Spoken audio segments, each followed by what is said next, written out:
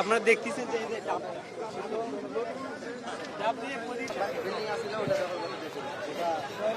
এইখানকার যে অবকাঠামোগুলো রয়েছে সেগুলো যতক্ষণ ভাঙা না হবে ততক্ষণ কিন্তু এই কার্যক্রম চলবে, এমনটি অনেকে বলছেন।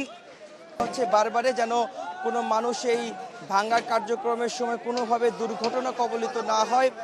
এই ডাবটা আমরা কেন নিয়ে আসছি? স্বৈরাচার শাসক প্রধানমন্ত্রী মোদির বউ, এই মোদির জন্য বিয়ে সম্পূর্ণ করব, আর স্বৈরাচার শাসক প্রধানমন্ত্রী হাসিনার জন্য আমরা চাদ্দ করব। এই যে ডাবটা আগুন, এই পাশে আগুন চলতেছে, আমরা এটা দিয়ে চাদ্দ শুরু করব, সম্পূর্ণ করব। আমরা জানি এই স্বৈরাচার শাসক মোদির বউ, ওর জন্য আমরা এই চাদ্দর জন্য এই ডাবটা রেখে দিয়েছি। 2টা ডাব নিয়েছিলাম, একটা খেয়ে ফেলছি। আজকে আমাদের অনেক ভালো লাগতেছে, তার চাদ্দর সম্পর্ক মানে সম্পূর্ণ করব, এই জন্য আমরা এই ডাবটা আমি রাখছি। নাহলে সবাই চাইছে আমরা মানে খাইতাম। সে এখনো ইন্ডিয়াতে বসে এদেশের বিরুদ্ধে উস্কানিমূলক কথাবার্তা বলে যাচ্ছে। এদেশে অশান্তি সৃষ্টি করার যে প্রচেষ্টা সে এখনো চালিয়ে যাচ্ছে। তো এই সৌরা শাসকের এই পরিণতি হওয়া জরুরি ছিল, এবং এমন পরিণতি থেকে ভবিষ্যৎ শাসকদেরকে, যারা শাসন ক্ষমতায় আসবে, তাদেরকে একটা মেসেজ দেওয়া হলো যে ভবিষ্যৎ যারা শাসন ক্ষমতায় আসবেন তারা জনগণের ম্যান্ডেটের বাহিরে যদি কথা বলেন, জনগণের ইচ্ছার প্রতিফলন যদি ঘটাতে ব্যর্থ হন, তাহলে আপনাদের অবস্থাও এমন হবে।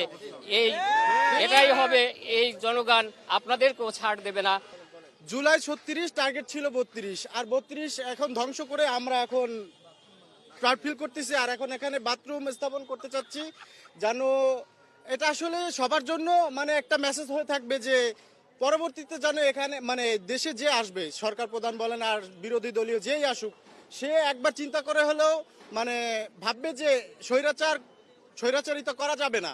স্বৈরাচারিতা করলে তাদের পরিস্থিতি এরকম হতে বাধ্য হবে। ফ্যাসিস্ট খুনি হাসিনা বিগত 17 বছরে বাংলাদেশের অবস্থা যেমনিভাবে ধ্বংস করেছে, তার দল আওয়ামী লীগকে ধ্বংস করেছে, সে বাংলাদেশের অর্থনীতিকে ধ্বংস করেছে, বাংলাদেশের রাজনীতিকে সে ধ্বংস করে দিয়েছে।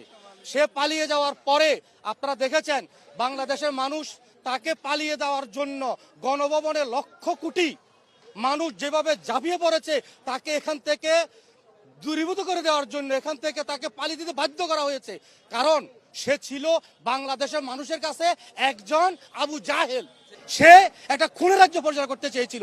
সেই জন্য বাংলাদেশের মানুষ এই বাড়ি ধ্বংস করে সেটা পরিণত করেছে যে এই দেশে কোনো ফ্যাসিস্টের জায়গা হবে না। যদি কোনো আওয়ামী লীগের নেতা আবারও কোনো ষড়যন্ত্রের সাথে সম্পৃক্ত হয়, তাহলে এই বাড়ির মতো তাদের বাড়ি ধ্বংস পরিণত করে দেওয়া হবে ইনশাআল্লাহ। আজকের এই ক্ষোভের বই প্রকাশের মূল কারণ হচ্ছে বিগত 16-17 বছর মানুষ তাদের নিজস্ব ভোটাধিকার প্রয়োগ করতে পারে নাই। যে তিনটা নির্বাচন হয়েছে, কোনো মানুষ তার ভোট দিতে পারে না। আমিও আমার নিজের ভোট দিতে পারি নাই। আমি যখন ভোট দিতে গেলাম তখন শুনে ভোট হয়ে গেছে, আমাকে ভোট দিতে দেয় নাই। সুতরাং এবং দিনের ভোট রাতে হয়েছে। এই যে ক্ষোভ মানুষ তার ন্যায্য অধিকার থেকে বঞ্চিত হয়েছে। এই বঞ্চিত হওয়ার কারণে আজকের এই যে বুলডোজার কর্মসূচি, আমাকে ওখান থেকে ধরে নিয়ে আমাকে গুলি করে আমার পুরুষঙ্গের উপরে মানে আঘাত করে করে আমার পুরুষঙ্গ খণ্ড বিখণ্ড করে হয়েছিল। আমার প্রস্তাব নষ্ট হয়ে গেছে। আজকে আমি প্রস্তাব করলে 1 সেকেন্ড, আমার প্রস্তাব ধরলে 1 সেকেন্ড থাকে না, তারপর নষ্ট হয়ে যায়। এটা আওয়ামী লীগের দেওয়া রোগ আমার। আমি এখন দেশের বাইরে যাচ্ছি চিকিৎসা করার জন্য, আমার ফ্লাইট ঠিক করছি। এই যে আজকে 17 বছর এরকম আমার মতো কত হাজার লক্ষ মানুষকে অঙ্গহানি করা হয়েছে, অনেক মাকে বিধবা করা হয়ে সন্তান হারা হয়েছে, স্ত্রীকে বিধবা করা হয়েছে, সন্তানকে পিতহারা করা হয়েছে। এরপরও 17 বছর পরে মানুষ ফুঁসে উঠেছে, গণভবনে ঝাঁপিয়ে পড়েছে। শেখ হাসিনা গতকালকে রাত 9টার সময় যে বার্তা দিছে আমাদেরকে, সেই বার্তা পেয়ে আমরা এখানে আসছি। শেখ হাসিনার প্রতিটা বাপের বাড়ির, শেখ হাসিনা বলছে যে ওনার বাপে নাকি নিজের হাতে এই বাড়িটা করছে বা নিজের হাতেই করছে, প্রতিটা ইট নাকি বসাইছে। তা আমরা জনগণরা নিজের হাতে একটা একটা করে, এখানে 18 কোটি মানুষ, তো 18 কোটি তো ইট হবে না, ঠিক আছে? তো এর জন্য দুঃখ প্রকাশ করতেছি যে 18 কোটি ইট দেওয়া এখান থেকে সম্ভব না। হ্যাঁ, তো যে ইট আছে সেগুলো নিয়ে আপনারা বাড়িতে নিয়ে রেখে দেবেন।